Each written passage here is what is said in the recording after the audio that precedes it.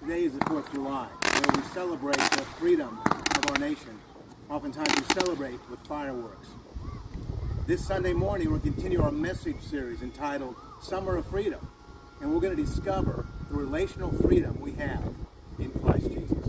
I look forward to worshiping with you this Sunday morning. Growth groups 9:15, worship 10:30, and 5 o'clock. May God richly bless you, and let's continue to compassionately seek to reach our God-given potential together as we seek to experience freedom.